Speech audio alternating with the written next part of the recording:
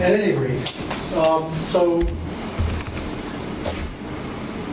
the stuff we're going to talk about today is a collaboration between the SSM project, which is concluding next month, and the 5-year statewide Maine Sustainability Solutions Initiative project, which is funded by the National Science Foundation's MSchool program.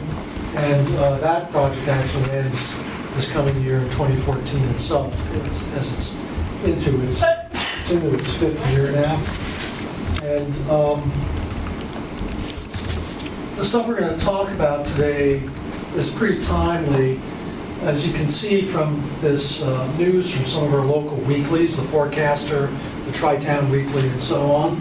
Right now, Carl Dixon's comp plan update in Cumberland is involved in a raging controversy over whether it will destroy the rural character of Cumberland to move from 4-acre minimum lot sizes to 2-acre minimum lot sizes. So go figure. But density is, still an issue. And we're going to talk about density today and how we've been trying to approach it with data and information resources that we just have never had here before. By the same token, in my weekly shopper up in the Freeport area, the first new subdivision has been proposed for review in Freeport in over a year. On Beach Hill, which had seen lots of development for quite a few years, and then in the recession just slowed to a halt. And now, we're seeing things pick up again.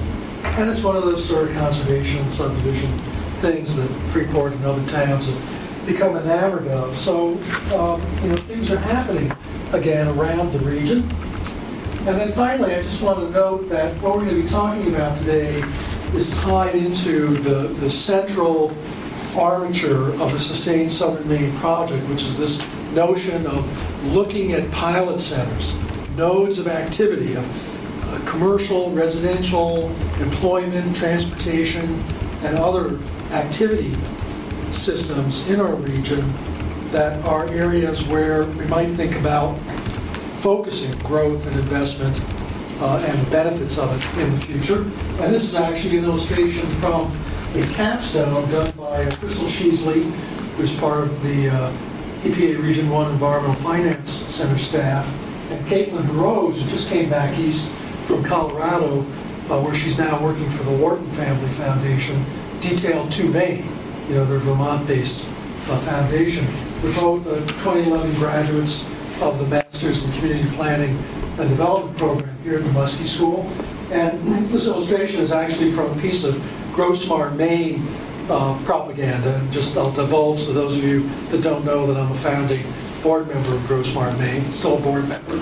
But this idea got picked up on in the Standish Model Town project, and then of course on a much larger scale over the last couple of years or more in the Sustain Southern Maine project, with the investment of effort and people's time in the 9 pilot centers, including one in India Street. We have a couple of representatives of the India Street general neighborhood area here with us in the room. So with that, I'm going to launch into... Pardon? Don't forget Gateway 1. And Gateway 1, yes. Also Gateway 1. Quick comment about that, Liz? Well, just that was, and Carol's here, she can speak to that probably better than I can, but that whole idea of nodes within a region acting as magnets for denser development. Right, all along Route 1 to maintain its functionality. Thank you, Liz. And so I just want to launch into this little speech. This is also a practice session for stuff we're going to be doing all spring as well, beyond the end of the Sustain Southern Maine project, but as part of the Sustainability Solutions Initiative piece that we have here at Muskie. Of course, that project is based statewide through the University of Maine in Orono. So SSM, as I said, has been working with that statewide NSF-funded project. Unlike many metropolitan areas, you know that ours does not have a unified database for planning purposes, other than specialized but limited trip modeling for transportation planning, the model that's maintained by PACS with another model in the Kittery area through the CACS, Metropolitan Planning Organization. So information for spatial planning, such as zoning and vacant land availability, is maintained in our region and throughout the rest of Maine as well by every separate local government. So such data cannot be automatically combined for gaining a picture of or analyzing alternatives for change at a regional or area-wide or metropolitan scale.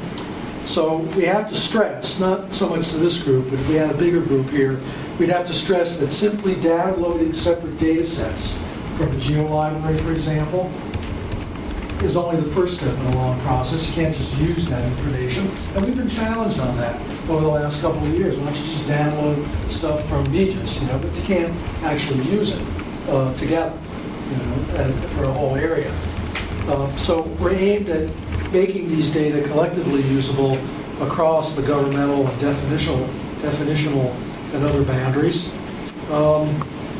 So the SSI project, which focuses on landscape scale change in Maine in matters such as water resources, forest resources, biodiversity, and so on, has its urban and metropolitan change component based here at the Muskie School. And the aim is to develop a high-end regional simulation model based on the UrbanSim platform, which was originally developed at the University of Washington. This has required a very sustained effort led by the SSI end of the house, the NSF-funded part, to address the data issues that I just noted, without which a workshop like this could not be happening, whatever its limitations and work yet to be done may be. So there were very substantial resources from the NSF-sponsored statewide SSI project that have been shared, and I wanted to recognize Charlie Cogan's foresight and perseverance in making that possible. He's actually told me he's going to be late. He will be here eventually. So let's all stand up and give him a round of applause, much to his mortification when he gets here. So the Sustain Southern Maine participants in Muskie, some of whom you see here with me in the corner, I'll introduce in a minute, have been focusing on using these new data as it slowly become available to develop models and ways to visualize alternative futures for our region using the simpler CommunityViz software platform. So CommunityViz, which some of you are well aware of, at least in part, was designed for low to moderate complexity land use change modeling and very good visualization and opportunities for interaction and accessibility with a wider audience of stakeholders, especially citizens. So the NSF SSI project end of the house will be using CommunityViz as a kind of interface for taking stuff out of the more complex model and being able to play with it, as we'll play a little bit with it today or illustrate how it can be played with. So today the aim is to share some examples of the information we're developing and the ways it can be used to highlight and provide a context for discussing issues of regional scale change, and it's a work in progress. I have to stress that we're dealing with data issues at every step, and a number of you in the room are very familiar with this and expert at it, in fact. So in order to make sure that we cover all the content we have today, I'm going to try to answer any questions that come up concisely and move on. If we had a bigger group, there'd be lots of questions. I think we got a pretty knowledgeable bunch of people in this small group in the room right now. But I will point out that as always, we make a lot of simplifying assumptions in order to be able to use these models. It's good to remember the old adage that all models are wrong, but some are useful. And the essence of modern scenario planning is to make some assumptions, take a look at the future, and use that as a basis for arguing and deliberating about it so that we can have a resilient and successful future community, or in this case, metropolitan region, through those deliberations. The information that we're talking about today ultimately will be available in the data commons that we're still working on so that it can be used and hopefully, and this is the big challenge, maintained and updated, which is really quite a hurdle. So we'll be seeing what happens with that. So today we'll be moving through three main segments. First, my colleague Eric Larson will give an overview of the kinds of data that we're using.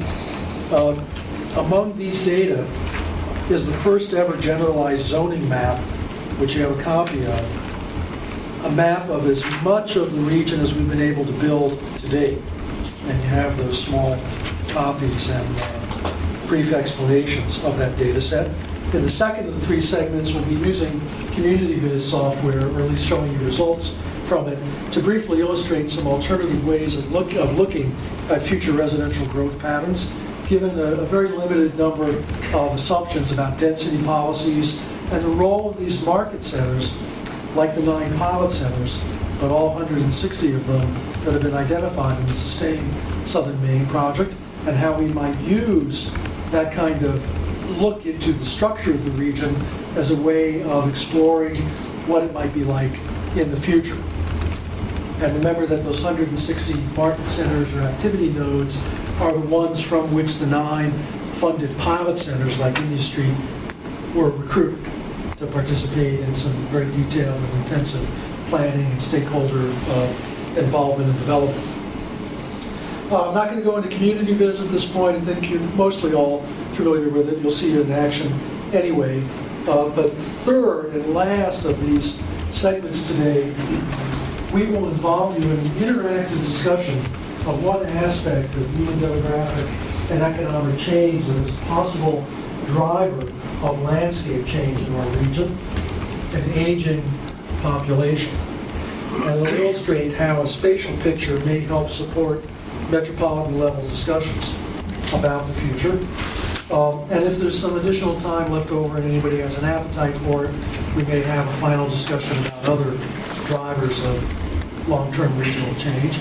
So my remarks I just gave you, and those that I didn't make, are all contained in a handout that you have. In addition to Eric, I also want to introduce part of our team, Sandy Gilbreth and Emily Maynard by the door, who are current degree candidates in the Community Planning and Development Program. So with that, we're going to segue over to the next PowerPoint.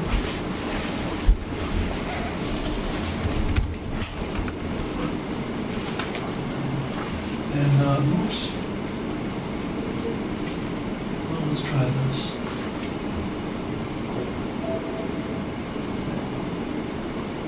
There we go. And this is yours. Okay. You made a slideshow.